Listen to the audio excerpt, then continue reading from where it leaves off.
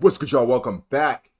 Welcome back to another AFL video on a lovely, lovely Sunday where we're up to check out Hawthorn. The Hawthorn Hawks, probably one of the most surprising teams we've seen all season. Coming off a very good win against Richmond. Yes, that is Richmond. But listen, Hawthorn being teams they're supposed to be, also with some pretty good wins as well. I've been very, very impressed with them. Obviously, the last few years they've been dog crap, and we have said that. And we have clowned them about that. And we have made fun of them about that. But this season, I said at the start of the season, don't be surprised from Hawthorn this season. I said Hawthorn is going to be the surprise from this season. And guess what? I think they're in the top 8. They have a chance to make it to the finals after coming off of like a bad season. They have a chance to make it into the finals. Obviously, having Ginnivan, recruiting him to the club, bringing Gunston back. But a lot of young players as well and other players on the team. Can Hawthorn go back to what they had with Buddy Franklin and them years ago? We're going to see. Shout out to Boundary Riders. All credit goes to them. Big time. Without further ado, let's get started with the video. The rapid rise of Hawthorn. The Hawthorn Football Club. It was only 8.5 years ago when they recorded a third straight premiership and were, if not the best, one of the greatest teams in AFL VFL history. In those years, they were almost unbeatable, and when it got to grand final day, they were an unstoppable force. With the likes of Jordan Lewis, Sam Mitchell, Luke Hodge, Jared Ruffhead, Josh Gibson, Cyril Rioli, Ben Stratton, and so many more, and led by head coach Alistair Clarkson, the Hawks were a scary prospect for many years. But in 2016, the premiership streak ended. The Hawks, however, were still a good team, but just not what they once were, which is understandable. You can't be on top forever. And in 2018, the Hawks finished 4th on the ladder, but went out in straight sets against the much fancied Tigers and then the Demons. And this was the last time Hawthorn made the finals. Now, to be fair to Hawthorn, they were only one winner away from sneaking into the finals in 2019, but at the time it felt like it was an end of the era for the dominance of the Hawthorn Football Club. And questions did start to be raised about if Hawthorn's team was too old, if Alistair Clarkson was the man to rebuild this club, was Clarko willing to bottom out to rebuild this team? Well, in 2019's trade period and free agency period, it didn't seem like Clarko had many thoughts about a rebuild and bottoming out, as the Hawks would go on and recruit Sam Frost from the Melbourne Football Club and Jonathan Patton from the GWS Giants. But we did see some senior players leave the club at the time, which included letting Grant Birchall head to the Brisbane Lions, and we saw the retirements of Jared Ruffhead, Will Langford and Ryan Schoenmakers, as well as the delisting of 43-gamer in Caden Brand. So they did lose nearly 650 games of experience, but 2 of those were retirements, so not exactly the coach's call. And they weren't exactly rebuilding the traditional way by moving on a lot more of their senior players and bringing in youth. Now, the Hawks used only 4 picks in the national draft and rookie draft across the 2019 off-season, which included Will Day with their first-round pick, Finn McGuinness in their second-round pick, and Josh Morris in their 4th-round pick, as well as Emerson Jacka in the rookie draft. Now, of course, Will Day is now a star of the competition, and McGuinness is a great tagger, so it definitely wasn't a bad draft, but not a lot of young players come. I don't know if that's a good thing, though. I don't really know. Damn. I feel like I've heard the names. I just don't really know of them. Yeah. Let's just keep going. Coming through for Hawthorn off the 2019 off-season. Now, moving into 2020, the AFL season was one of the most unique ones we've ever had to endure, as the season drastically changed due to the pandemic. Games were reduced to 17, and matches were mostly based outside of Victoria, and Hawthorn only played 2 games at the MCG across the whole season. Now, Hawthorn on the field, unfortunately, had their worst result in terms of ladder position since 2005, as they would finish in the bottom 4. But of course, as most people would say, the 2020 season could almost be counted as a mulligan for most teams, but in the off-season we did see some sort of change in a turnover of the list. Not so much in the trade hand, as they only recruited Kyle Hartigan from the Adelaide Crows and Tom Phillips from the Magpies, but they did go a lot harder in the draft, as they used 4 picks, and they did pick up 1 player in the rookie draft. Now, you have to remember that this draft pool was quite smaller in 2020 than the previous years, as of course it was affected by the COVID era. Now, unfortunately from the 2020 draft, they really didn't do that well. Only Seamus Mitchell has proved to be a decent player so far, but one of the best pickups in 2020 wasn't even in the off-season. John Newcomb was recruited as a mid-season draft pick from their VFL side in the Box Hill Hawks. Box Hill Hawks. And it was suspected that Sam Mitchell was one of the big reasons in getting Newcomb to the club. And And this may have been the first time when the higher-ups at Hawthorn saw the potential of Mitchell being able to rebuild this club through youth. Now, Hawthorn did move some more senior players off their list, which included Paul Piopolo, Ben Stratton, Ricky Henderson, and James Frawley. But again, 3 of these 4 players had retired. So again, not exactly the coach's call. Now, it seemed like Brisbane. Wow, that's crazy. I almost called Hawthorn Brisbane. That's crazy. But it seemed like Hawthorn had a talented team. Well, obviously I can't even say because they came in last, almost dead last in that 2020 season, 2019 season. Just bad years. But obviously they've had guys retire and stuff like that, and some of the players that they had were delisted. The retirements always suck. You can't really control that, especially if they're a very, very good player and they're retiring. It's damn, then we have to replace that. That may take a few years to fill that void. See Ben Stratton, Connor Glass, Ricky Henderson, stuff like that. And then Paul. It's 4 key guys you have to you gotta moving into replace 2021, somehow. the Hawks did improve on their win-loss record with 7 wins, 13 losses, and 2 draws, Hey, we'll and take finished 14th on the ladder. But of course, this season was 5 games longer than the pandemic-affected year in 2020. Now, in July of 2021, the Hawthorn Football Club announced that Sam Mitchell would be the successor to Alistair Clarkson and would become the full-time Hawthorn coach at the end of the 2022 season. However, just a few weeks later, Hawthorn announced that Clarkson would be stepping aside at the end of the 2021 season. So after 17 seasons, this was the end of Clarkson's run at the Hawthorn Football Club, and will always be seen as one of the greatest coaches in AFL VFL history.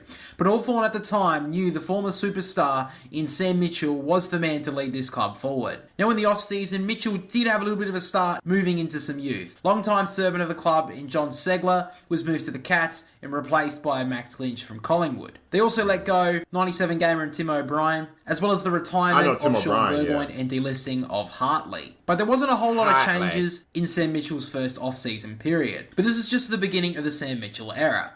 So in his first season, Hawthorn performed a little bit better than the previous year as they recorded 8 wins and 14 losses, which was 1 win better, but the same amount of points on the ladder. Hey, 1 win better is progress. That is progress. That is progress. Now, this is the table I know. This is the table I know. This is when we really start to dive into AFL. Obviously, West Coast and North America have just continued just to be trash. GWS has obviously been good. Bombers were in the top 8. Adelaide just mid. Hawthorn, very good this season. Gold Coast, again, mid. Port Adelaide, top 8. St. Kilda, good season last year. Not really good season this year. You can just tell, man, it's hard to rebuild and it takes time. So you gotta go through some ups and downs. Maybe, hopefully that's what West Coast and North Melbourne and Richmond are doing. Going through a bit of a rebound. I think North Melbourne have been playing a bit better, if I'm correct. But still though, it's still the end of the season. A long time. And this is when Sam Mitchell started his big rebuild, getting rid of the old guard and replacing it with youth.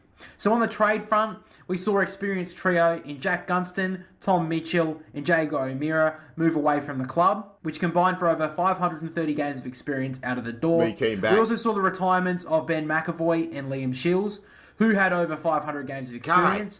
We also saw the delisting of the experienced pair of Daniel Howe and Kyle Hartigan, was really who had hard over on 250 the games of youth. experience. So overall, just on those players alone, that is over 1,260 games of experience gone from the football club. Jesus. Now, the only player that Hawthorn picked up in the trade period and free agency period was Lloyd Meek from Fremantle, which was involved in the O'Meara trade, and Carl Amon as a free agent from Port Adelaide. Now, also don't forget that Sam Mitchell also had plans to use Chad Wingard as trade bait. Yeah, Luke Wingard Bruce was suspected to have been wanted by the GWS Giants, but he wanted to stay a Hawk. So that could have been even more games lost to experience. That's good, though. But the Sam Mitchell era at the club was coming into full effect at Hawthorn. It went into that year's draft with 2 first-round picks, where they got Cameron McKenzie at pick 7 and Josh Weddle at pick 18. So the plan to push Hawthorn into the next era with young Hawks was on track, and everyone was wondering, God dang, that Oakley team seemed to be pretty good. Hawthorn had about 6 draft picks how they would go with Mitchell's new changes. Well, to start off with, it wasn't very good at all. At the start of the 2023 season, Hawthorn had a horror start. With 3 of their first 4 games being 9+ goal defeats. They only had 1 win from their first 9 games, and they were rock bottom of the ladder at the end of round 9. And remember, this is Absolutely the year awful. that North Melbourne had a 20-game losing streak and West Coast were getting smashed by 10 goals basically every single week. Now, earlier in the season, around the middle of March, we saw won't journalist forget. in Damien Barrett come out and suggest that the Hawks' recruitment in the off-season was a form of tanking. Business this year of trying to win as many matches as they can, and it's a form of tanking to what they've done this year. Now, of course, Sam Mitchell came out and denied those claims, but when they were sitting rock bottom at the end of round 9, of course the microscope was going to be put on the club. But in round 10, we saw the turning point for the Hawthorn Football Club. In a game that no one really thought twice about, Hawthorn came out with a vengeance against the 17th place West Coast Eagles down in Tasmania. It was a massacre, as the Hawks would smash the West Coast Eagles by 126 points. And even though these two sides were on the same amount of wins and were 17th and 18th on the ladder, there was a stark difference between the two sides. And this really got the Hawks up and going, as after this game, between rounds 11 and 13, they would win 2 of their next 3 games. And round 13 was a significant building block for the Hawks, as they went on to beat the Brisbane Lions, who of course were a grand finalist in that year. So from round 13 to the end of the season, they would beat both grand finalists and push other big sides in many games. And even though they were pretty inconsistent at times, it was expected as they were a young team. But their best proved it could compete with anyone. And with a lot of senior players at Hawthorn leaving the club in the off-season in the previous year, it gave more opportunity for younger players. James Sicily, becoming the new captain of the club, had a career best year with an All-Australian jacket. Will Day moving into the midfield saw him have a career best year, winning the Hawks BNF. We saw Jai Newcomb and Connor Nash finishing 2nd and 3rd in their BNF respectively, and so many more younger players who thrived with more responsibility, which they probably don't get if those senior players stayed on the list. Now, even though the Hawks still finished 16th at the end of the season, there was so much more promise from the wider public and seemingly the club itself at the end of the season. And the added bonus of Hawthorn's great second half to their season was the fact that they were attracting interest from players at other clubs. So looking at Hawthorn's last off-season, they only lost Tyler Brockman to the West Coast Eagles, Jacob Kaczynski to the Tigers, and then Brendan Ryan to the Brisbane Lions, who were replaced by better ins on the trade table front, which included Jack Ginnivan from the Pies,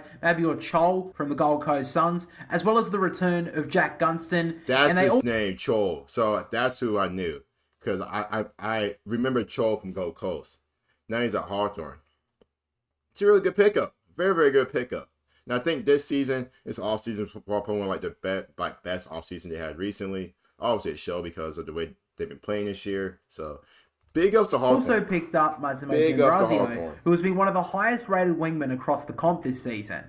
And because of the mass exodus of experienced players over the past few years, other than the unfortunate forced retirement of Max Lynch, they didn't lose a lot on the delisting and retirement front. Now, the Hawks still went into the draft with 4 picks, which they used on Nick Watson at pick 5, Will McCabe at pick 19, Bodie Ryan at pick 46, and then Cal Shadir at 56. So moving on to this season, Hawthorn were into their second year after the mass culling of senior players, Sam Mitchell's 3rd season as head coach, and after a promising end to the 2023 campaign, there was some decent expectations on the Hawthorn Football Club. However, to say they started poorly was an understatement. Hawthorn started the season with 5 straight losses and were just in front of North Melbourne on the ladder. They did record their first win in round 6 against the Roos, and since then they have been flying. Between rounds 7 to 16, Hawthorn have won 7 of their past 9 games, and one of those losses was a heartbreaker against Port Adelaide, where they choked in the last quarter after having a 41-point lead in the 3rd quarter of that game. But getting back to the positives of the Hawthorn Football Club, they are on the verge of finals this year, which has so many Hawthorn fans excited about the prospect of the potential of the brown and gold returning to the glory days of the mid-2010s. I think and even if Hawthorn don't make the finals this year, Sam Mitchell deserves so much praise. From people suggesting his club was tanking, the silencing his doubters, and getting his club on the verge of final shows the true character of the man. So Hawthorn right now are one of the most exciting clubs in the AFL. And with so much room for this young Hawks team to grow, they are going to be a scary prospect for years to come. Hey guys, thanks for watching this video. I really do appreciate it. Now I like to do these little outros at the end and explain maybe a little thing of why I've done these sort of videos, but even though I'm actually a Swans fan, for any new viewers watching this, I do have to really give the praise to someone like Sam Mitchell, who has done so much for this club in such a short amount of time.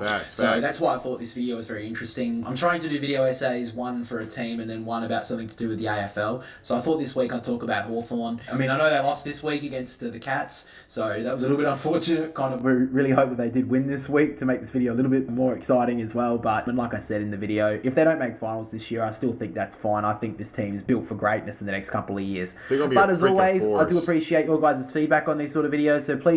They are going to be a freaking force to deal with. And, like, I wholeheartedly, like, admit that and think that they are going to be good. Like, Hawthorn has shown, and I know I keep talking about this year, but, like, for future years, stuff like that. Hopefully they do, man. But that was, you can see, man, like, obviously they had a lot of old guys retired, even guys, you know, that they delisted, guys that have retired, most notably like Tom Lynch. But you can see when Sam Mitchell coming in, the process, what he wanted to do, how he wanted to do it. At the end of the day, he got it done. Shout out to Sam Mitchell. Shout out to Sam Mitchell. Shout out to Sam Mitchell. He got it. Don't forget to like the video. See you guys soon.